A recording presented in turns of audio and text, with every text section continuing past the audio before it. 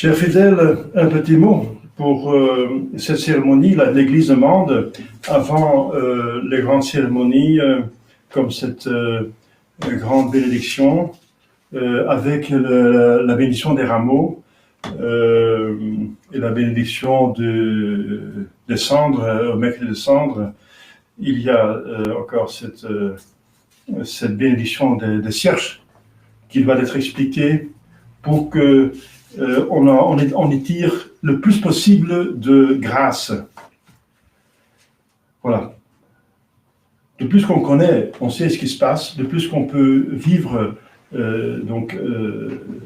accepter avec plus de motivation, donc de ferveur, donc de grâce. Alors, il suffit de regarder les textes de la liturgie.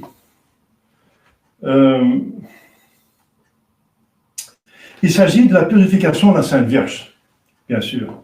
Mais c'est finalement, encore plus, dirais-je, liturgiquement, une fête de notre Seigneur Jésus-Christ. Parce que Jésus-Christ est offert à Dieu. À Dieu, la présentation du Seigneur dans le temple et la purification de la Sainte Vierge, bien sûr aussi. Donc il y a deux cérémonies. Et comme vous avez déjà entendu lors de la fête du Saint-Nom de Jésus et de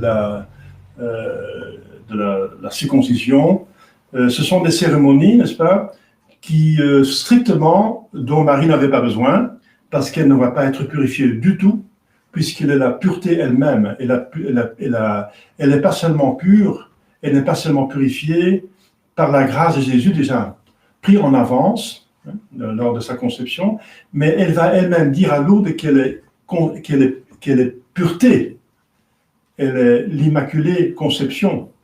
Elle n'est pas seulement conçue de manière immaculée, mais elle est immaculée conception, c'est plus fort. Donc la Sainte Vierge, qui est la Vierge la plus pure, l'être le plus pur, après Dieu même et Jésus-Christ, n'a pas besoin de purification. Mais bien sûr, elle est fille d'Adam et Ève, et elle est considérée d'avoir contracté le péché originel. Le prêtre, le grand prêtre de Jérusalem, ne savait pas qu'elle était la mère de Dieu, que Jésus-Christ est Dieu incarné. Donc, pour ne pas scandaliser le prêtre, pour ne pas apparaître rebelle et mépriser la loi, n'est-ce pas, de Dieu, dans ce testament, est soumis à cette cérémonie. Donc, c'est un exemple excellent d'obéissance. Et ce mystère figure parmi les mystères du rosaire. Et pour cette raison, n'est-ce pas, on demande, le fruit du mystère, c'est l'obéissance. Maintenant, vous comprenez pourquoi. Parce que c'est une obéissance et une humilité extraordinaire de se soumettre à une cérémonie dont on n'a pas besoin, mais on fait par respect de la loi et parce qu'on n'arrive pas à expliquer convenablement à l'Église officielle, au prêtre, au grand prêtre, qui quand même représente Dieu, n'est-ce pas? Pourquoi on pourrait être exempt de cette cérémonie? On n'arrive pas à l'expliquer, donc on s'y soumet. Et c'est la volonté de Dieu. Parce que Jésus-Christ lui-même va se soumettre. Bien sûr, c'est un petit bébé, mais puisqu'il est Dieu, et un avec les deux autres personnes, c'est le Saint-Esprit qui inspire Saint Joseph et Marie pour justement aussi présenter Jésus dans le temple comme la loi demande de chaque premier-né mâle. Parce que chaque premier-né mâle devait être offert à Dieu, dédié à son service. Mais puisque pas tout le monde avait la vocation, n'est-ce pas, après il y a une cérémonie pour le racheter. Alors il fallait présenter quelques prix, n'est-ce pas? Alors pour les pauvres gens, c'était 2 tourterelles. Et puisque Joseph et Marie sont pauvres, ils présentent 2 tourterelles pour racheter l'enfant comme la cérémonie, les prescriptions de l'Ancien Testament le demandent. Quoique Jésus n'a pas besoin non plus de ces 2 cérémonies. Il n'a pas besoin d'être présenté à Dieu, puisqu'il est Dieu en personne, littéralement. Deuxièmement, il ne va pas être racheté parce qu'il ne veut pas renoncer à sa prêtrise, mais il est venu pour être prêtre, pour être intermédiaire entre les hommes et Dieu. Il est prêtre dès le premier instant de son existence, puisqu'il est Dieu et en même temps, c'est lui le médiateur par excellence, et il est venu pour médier, pour intercéder, pour racheter les hommes, pour même payer le prix par lui-même, par sa passion. Alors, donc Jésus n'a pas besoin non plus, donc il donne encore avec la Sainte Vierge, bien sûr, un exemple excellent de humilité et de obéissance dont nous avons besoin. Parce que c'est par orgueil et désobéissance que Adam et Ève ont péché. Donc Jésus, Marie viennent réparer par les vertus contraires, réparer ce qu'Adam et Ève ont cassé. Jésus et Marie vont réparer. Donc ils vont exercer les vertus contraires des vices qui ont été donc exercés malheureusement par Adam et Ève pour justement réparer et racheter le monde entier, tout l'homme de bonne volonté. Alors, on trouve dans les textes de la chandeleur, donc de la bénédiction, les grâces qui sont données. Seigneur, Père Saint, Dieu Tout-Puissant et éternel, de rien vous avez créé toutes choses et vous avez voulu que le produit du travail des abeilles servît à former les cierges. Donc, la liturgie parle de produit des abeilles, le travail des abeilles. Donc, il faut bien des cierges de cire, surtout ceux que j'utilise dans la liturgie. Les autres peuvent être de paraffine ou d'autres matières, c'est permis par l'Église. Mais les cierges qui sont utilisés par le prêtre, et par ailleurs aussi ceux qui sont sur l'autel, c'est la même chose, et même les cierges pascales, les cierges qui sont liturgiques, n'est-ce pas, doivent être de cire. Et voilà, les miennes sont, par respect des prescriptions de l'Église, de cire 100%. On trouve encore, c'est cher, mais voilà, donc on peut encore trouver des cierges de cire. Les abeilles, parce que l'abeille, c'est le symbole de beaucoup de vertus. Hein. Les abeilles sont chastes parce que seulement la reine, elle est fertile, mais les autres abeilles ne sont pas fertiles, donc elles travaillent. Donc c'est l'abeille, c'est l'exemple de la chasteté. Et elles travaillent beaucoup, elles sont très zélées, donc c'est encore une vertu, le zèle. Et ils vont de fleur à fleur pour en tirer le nectar. Donc ils vont de vertu en vertu pour tirer l'amour de Dieu et pour le mettre ensemble dans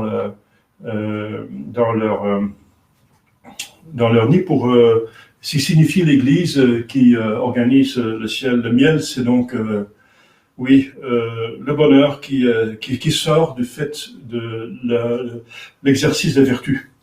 Donc les abeilles sont des symboles de beaucoup de vertus. Et c'est pour ça que l'Église demande aussi qu'on utilise donc les cierges qui sont faits par les abeilles.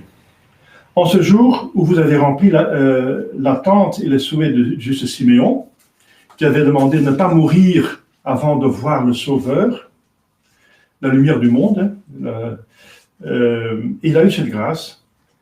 Nous prions humblement, par l'invocation de votre très saint nom, par l'intercession de la bienheureuse Vierge Marie, toujours Vierge, Marie, dont nous célébrons aujourd'hui la fête avec piété, et par les prières de tous vos saints, daignez bénir et sanctifier cette chair par l'usage des hommes, en vue de la santé du corps et de l'âme. Donc les sacramentaux donnent toujours des grâces pour l'âme et la santé pour le corps. Ça c'est universel pour tous les sacramentaux. Par terre et par mer, parce qu'il y avait pas seulement des dangers, n'est-ce pas, en voyageant par terre, mais aussi la mer encore plus dangereuse. Donc ces cierges donnent des grâces pour garder la santé du corps lors du voyage. Surtout parce que le voyage, c'est ce qui est plus dangereux, n'est-ce pas, pour la santé, n'est-ce pas, pour ne pas... enfin, les accidents et des maladies en cours de route. Du ciel, donc vous pouvez amener des cierges lorsque vous voyagez. Ça, c'est la conclusion logique. C'est une protection spéciale quand vous vous déplacez, n'est-ce pas, pour protéger votre âme du péché, parce qu'on peut aussi pécher quand on voyage, et aussi des accidents et des maladies quand on voyage. Du ciel, votre sanctuaire et du trône de votre majesté, écoutez les prières de votre peuple ici présent, qui désire porter les cierges. Voyez, donc Siméon a pu porter Jésus dans ses bras. Eh bien, nous portons les cierges qui signifient Jésus dans nos mains.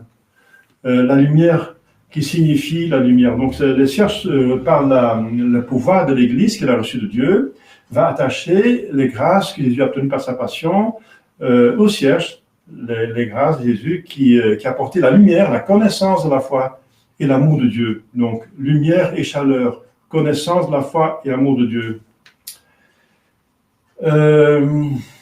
Qui désire porter ces cierges en votre honneur et pour vous louer par ces chants. Les autres bénédictions vont dans le même sens. Et après, il y a la procession. La procession, c'est une troisième grâce qu'on demande.